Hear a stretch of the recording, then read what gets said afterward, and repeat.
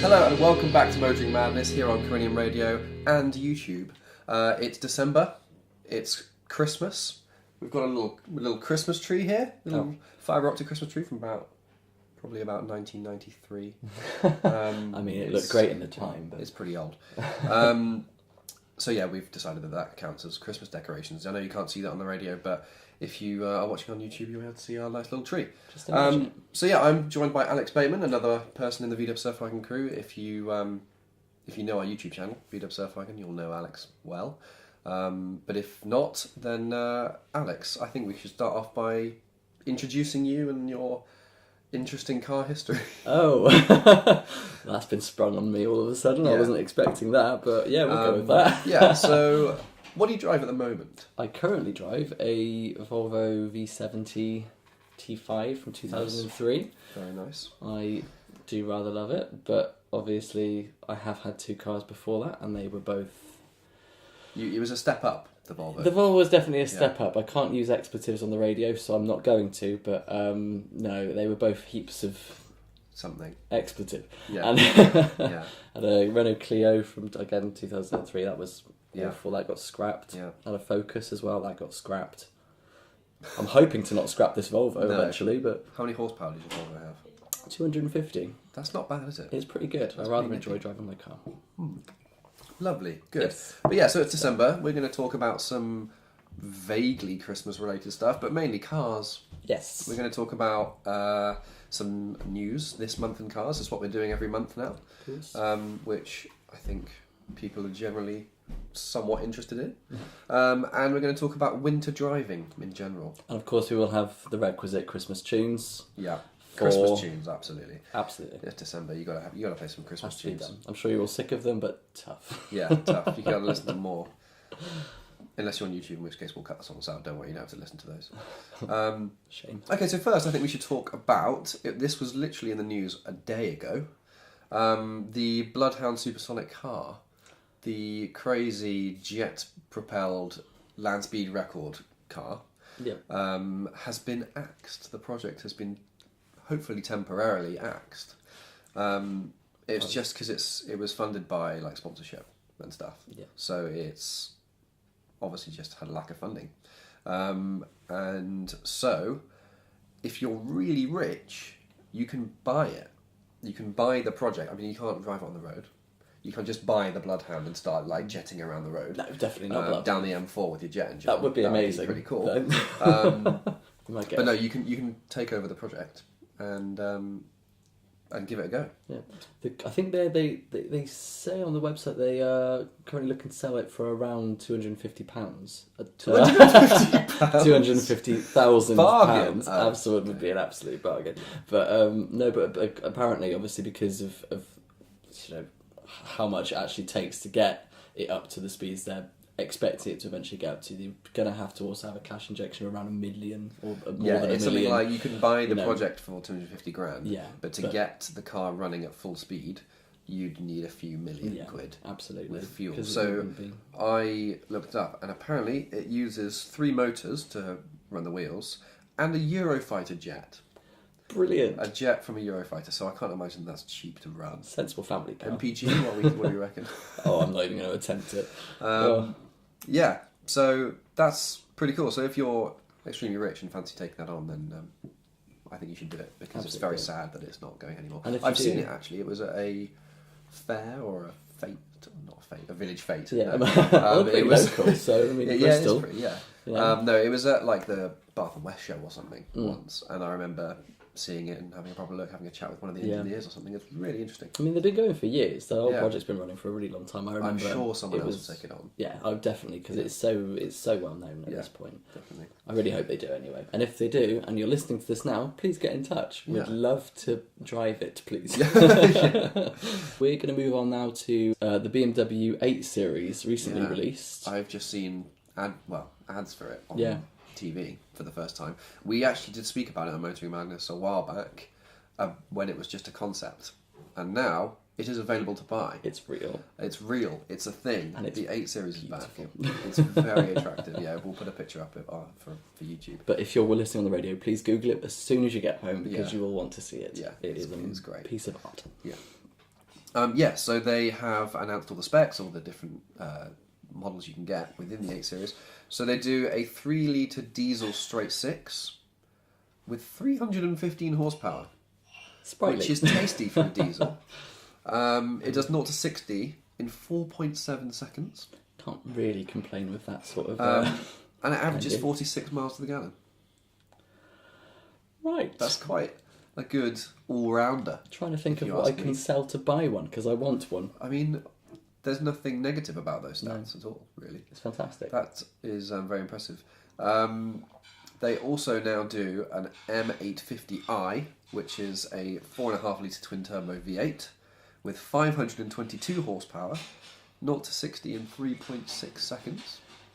Now, as you can expect, that's the one I'm obviously most excited about. Yeah. But what I'm even more excited about is the fact that that's the M...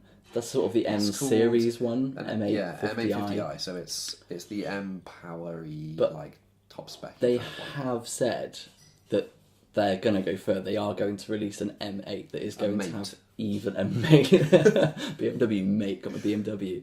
And that's going to be even faster. and Yeah, they haven't more released extreme. anything about that because it's not out yet, but they've just said that there's an M8 on the way that's going to be faster than 522 horsepower. And the car already looks incredible. It's going... It's going to be interesting to see the styling on that. They as well, they are because they going always to up the styling beef massively. it up. It's going to look for an incredible. Price starts at about 83 grand. That's for the diesel. This is the problem. The M850i starts at just over £100,000. That is quite expensive. pricey, isn't It's it? not necessarily unexpected from BMW. Obviously, they are a very reputable. It's a brand new BMW. manufacturer. They're both very fast. Prob's worth it. Yeah, probably, yeah. It's people will buy them. Yeah, That's oh, at the end of the oh, day, 100%. people will buy them, and they're very, very attractive cars. We're now going to get a bit more topical. Christmas trees here.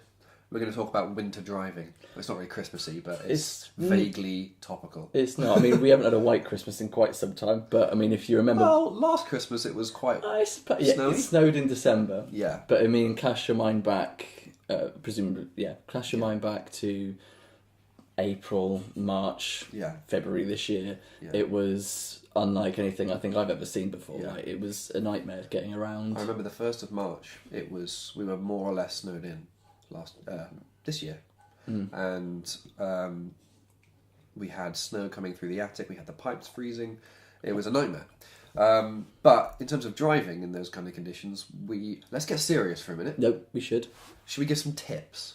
I think we need to. Yeah. I think we should, because I had a little bit of a mishap last year, or earlier this year, with the snow coming down on the way home from work, and I turned into a junction. I thought I was going perfectly slow enough to not, but I just lost traction, skidded off into the curb. It just happens. Yeah. Was that in your Volvo? It was. That was scary because it's very heavy and It's a big car. it stood up very, very, very quickly. Yeah. So it is worth talking about this to try and So there's the kind of stuff that quite a lot of people know. Like if you're in a front-wheel drive car, you should you should steer into the skid, or not trying to alter your direction of your wheels too much, because otherwise you'll just end up losing all traction. Yeah. And in a rear-wheel drive car, you should steer away and essentially just attempt to create a drift, more or less. Which is fun. Not safe. when you're fearing for your life. No, but not necessarily, but I mean, fun story. Good way to go. So I actually did a skid pan course a few years ago. I think it was quite a while ago. Down at Castle Combe, which was good fun. And they let us drive around on the kind of slicked out tarmac with a rear-wheel drive car and a front-wheel drive car. The rear-wheel drive car was amazing fun.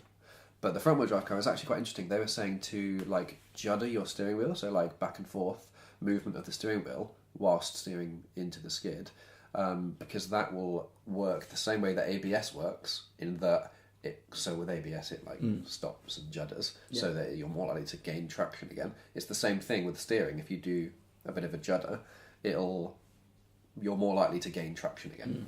It creates opportunities to gain traction, which I thought was very interesting. I'm not sure I'd be able to think that quickly if I suddenly stopped being able to steer. I'm not sure, oh yes, I remember.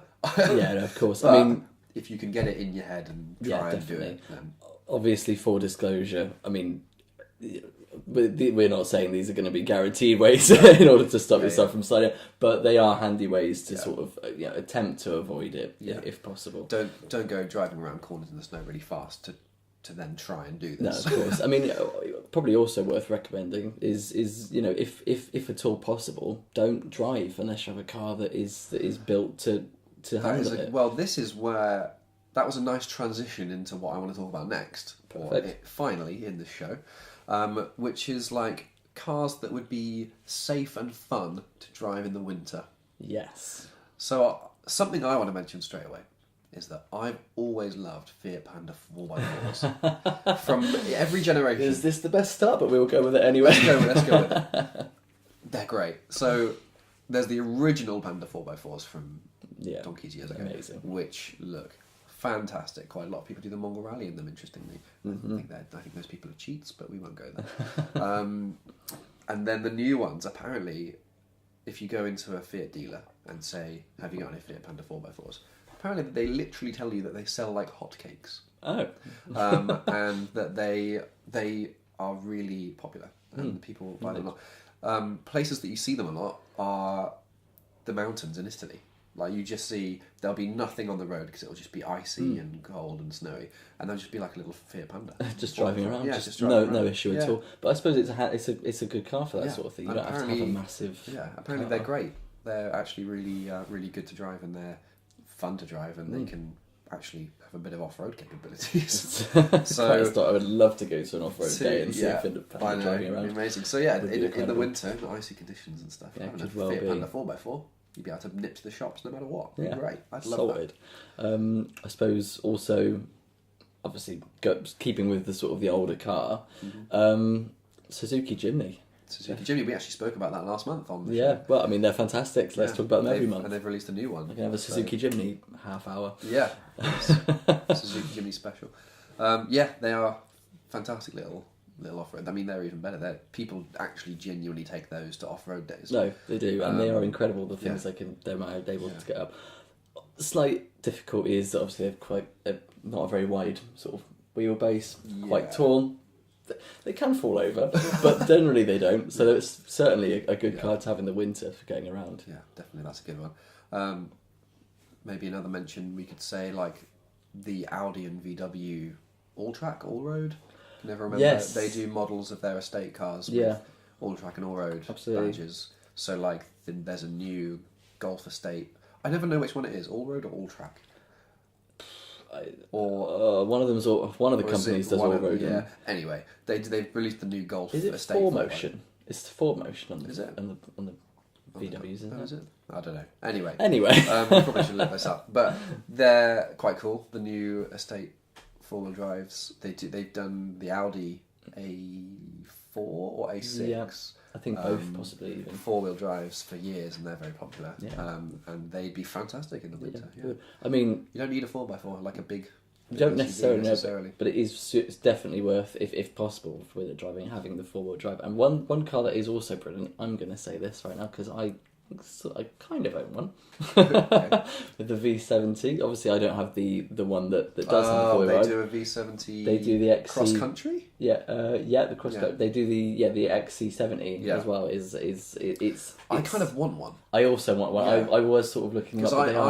I was actually looking into it when I was looking at getting a new car because they were in my price range, and I just thought that would be cool and practical, and very practical, good in the winter. So yeah, see, I couldn't really justify the extra money, and then obviously because you do lose a little bit of speed not having the T5, but they're 4-wheel drive. So but they are 4-wheel drive, and they are brilliant, and put the power down better. They look almost exactly the same as the standard estate, only they've got a 4-wheel drive system. And they're bigger big black bumpers, which look really quite rugged and quite cool.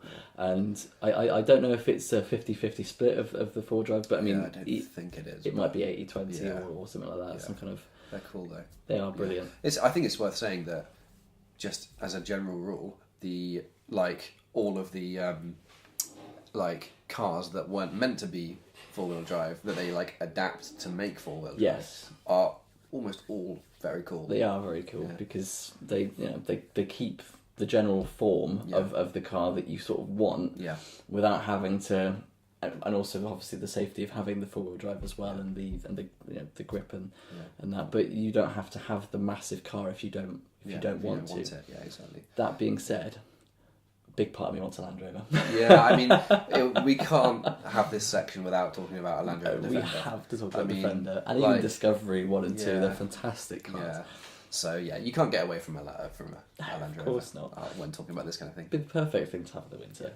Anyway, I think that's probably all we've got time for. So thank you for joining us on Cranium Radio and on YouTube. If you haven't checked the other one out, so if you're on YouTube and you haven't checked out Cranium Radio, go to their website. I'll put a link down in the bottom. If you're on Cranium Radio and you want to go and check out our YouTube channel, it's VW Surfwagon. So yeah, go check that out. Thank you so much for joining me, Alex. It's been great. Oh, yeah. Pleasure's all mine. Can't believe it's that time again. I know. So yeah, have a great Christmas. Merry Christmas, everybody. Merry Christmas, everyone. And we'll see you next month in the new year.